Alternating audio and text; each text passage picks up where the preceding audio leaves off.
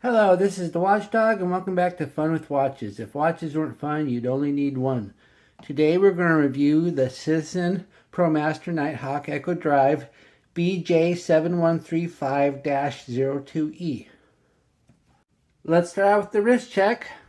I'm wearing my Tag Heuer Aqua Racer, and Grogo's wearing my Pagani Design No Time to Die homage. Grogo said Princess Leia was helping out the Tauntaun Wrangler since they were short-handed. During her lunch break, the Wrangler asked her for help at the scales. She said, "I need to stop eating before I weigh a Tauntaun." Alright, let's take a look at the watch. As you can see, it comes in this really huge box. Nice big sturdy plastic case. So let's open her up and see what she looks like. I've already done an unboxing video of this. And here it is. So let's go ahead and get this massive box out of the way.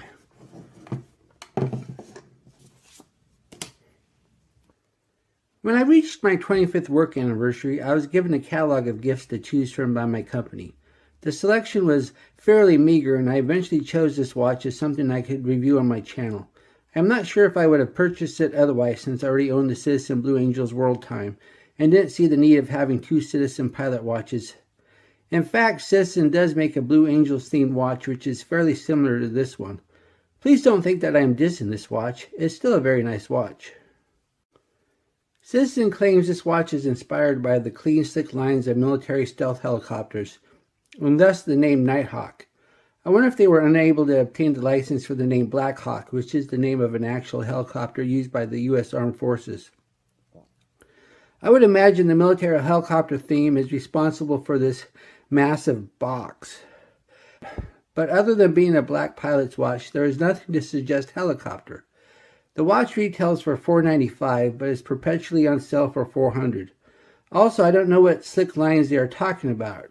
If you look at the case, it is perfectly round, except for the crown guards and the lugs.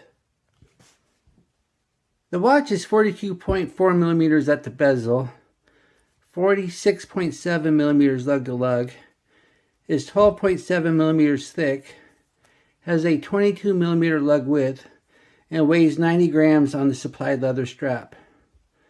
The bezel is a bidirectional rotating inner bezel that is operated by this additional crown, so you can move it back and forth. Being a pilot's watch, the bezel is a slide rule which operates with the matching scale on the watch's chapter ring. If you want to learn how to use a watch slide rule, Mark Frankel of Long Island Watch has a very good Watch and Learn explaining its uses. He used to be an engineer and is quite proficient with one. There are also instructions in the watch's owner's manual. You have to download the owner's manual, though it doesn't come supplied in the box. But it's a simple PDF. The dial is black with an interesting sunburst effect. They couldn't do flat black due to the fact that the dial is also the solar panel of the Ecodrive. Indices are painted on Lume with a triangle that points up that is usually associated with pilot's watches. Once again, the chapter ring is for the slide rule, so the minute markers are on the dial. The dial also has a 24-hour indicator in the center of the dial. Rather than going all the way around, it is a semicircle with an inner and an outer scale, where one is the AM and one is the PM. And then the 24-hour hand has a short side which points to the AM and a long side which points to the PM. There is a date at the 3 o'clock which can be somewhat difficult to read at times. There seems to be quite the shadow effect coming from the dial. You can't really tell now with the lights shining directly on it from my overhead lights, but sometimes when you go to look at the date, it really is difficult. Then it has Citizen and Ecodrive, and then the Ecodrive symbol, which looks a lot like the British government property symbol. The hands are sword style with no embellishment on the outer hand. The second hand is thin and white except for the counterbalance. The white would suggest Lume, but there is no Lume on the second hand. Unfortunately, the second hand misses the marks. So if you have the quartz second hand OCD, you might want to pick this one up at a store to ensure alignment. I had read that Citizens were very good at hitting their marks, and my Blue Angels World Time hits them quite nicely. But that is a chronograph with the second hand acting as both the stopwatch and running second hand. So they had to make sure that one hit the 12 perfectly. It is close enough that you can tilt the watch so it looks like the second hand hits.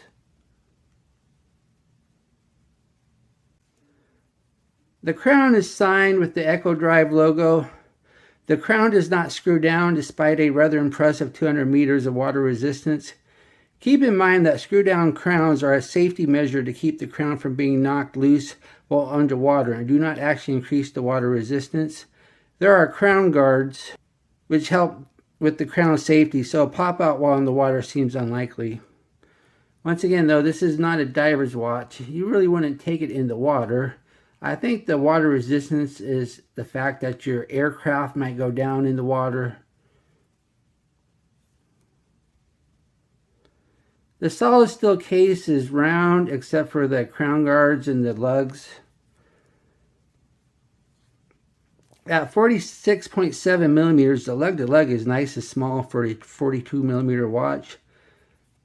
The case back is steel with the Ecodrive logo.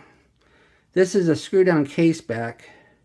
My Blue Angels has a warning saying not to open the case back because it is not self-serviceable. This one has no such warning, so maybe you can open it up and change the capacitor. The crystal is simply mineral glass, which is kind of a disappointment due to the fact that this is a $400 watch. My Blue Angels has sapphire with rather impressive anti-reflective properties.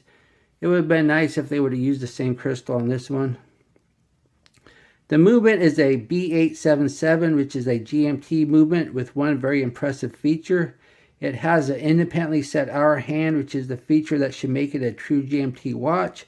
Of course, since it has a slide rule bezel, it can only track 2 time zones and not 3 like most GMT watches. All is not roses with this feature due to the way Citizen implemented it. Most true GMT watches sacrifice the quick set date for the independent hour hand. This watch keeps the quick set date, which means you can only set the hour hand in the forward direction. That is great for spring forward, but not so much for fall back. You might say, what's the big deal? Just go forward 11. Well, that would be just fine except for the fact that it pushes the date forward also.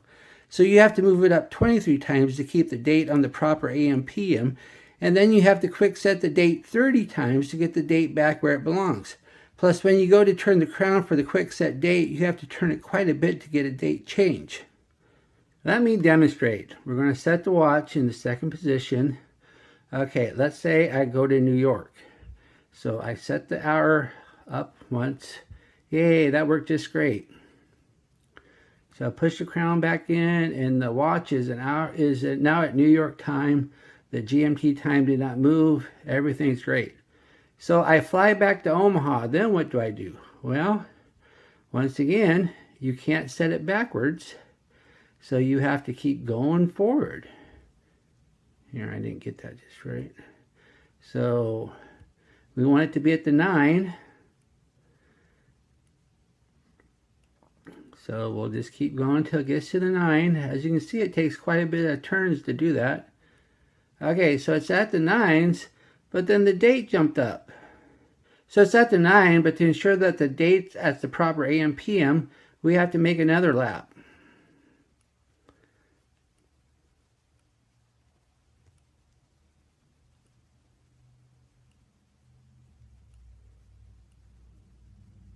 And as you can see too, that on the previous lap, the date moved up 1. So even though it's the 17th, the date now shows the 18th. So now that we got the hour back to the 9 o'clock, we have to set the date again.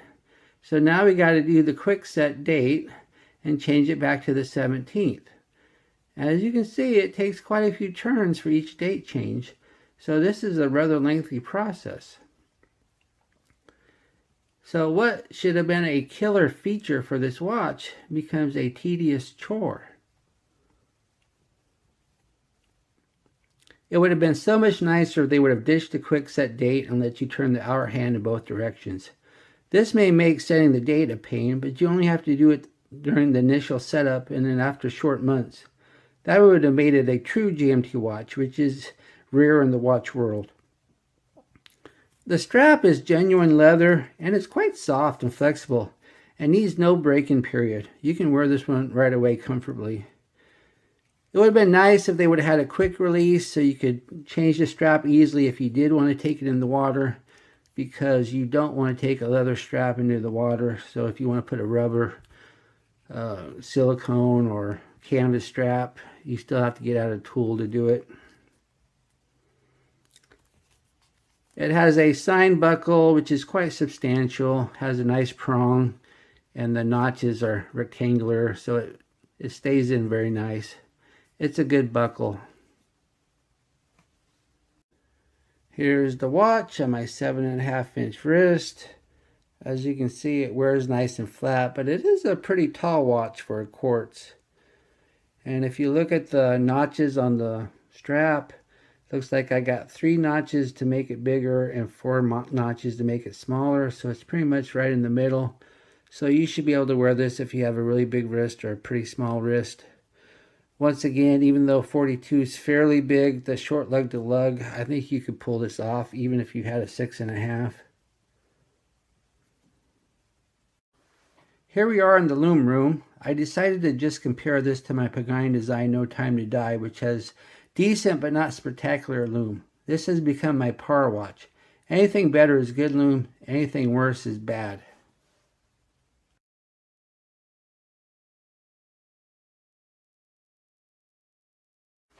As you can see, when we speed up the clock, not only is the Citizen beating the Pagani design, the hands are doing exceptionally well. When it comes to lume, hands are by far the most important. Plus the 3, 6, and 9 and 12 markers are no slouch. Overall, excellent lume. Good job, Citizen. What do I like about this watch? Well, all black watch with white indices is a cool looking style. The leather strap is very comfortable, needing no break-in period. Short lug to lug makes this big watch wear small, and it has great lume for a non-dive watch. What are my gripes and groans? Quick set date ruins what should be the watch's killer feature. At $400, this is kind of pricey for what you get. Did a lot of money go into this fancy box. Misaligned second hand. Date can be hard to read. And there's nothing to say that this is a helicopter watch other than the product description. I mean, you wouldn't go up to somebody and they say, oh wow, nice helicopter watch. Do I recommend this watch? Well, if you like the man in black look and style of this watch, then by all means get it. But at $400, I think there are a lot better pilot watches out there, and the watch is having a tough time winning me over. I much prefer my Blue Angel's World Time, which has many similar features, but is all around a much better watch and a true traveler's watch. It is so tedious setting this watch backwards that I don't think I would bother using that feature and would just do the math in my head during travel. It's a good watch, but I'm glad that I didn't actually buy it. Well, thank you for watching my review, and I will be back with another review or unboxing. Be sure and like and subscribe to my channel. Bye.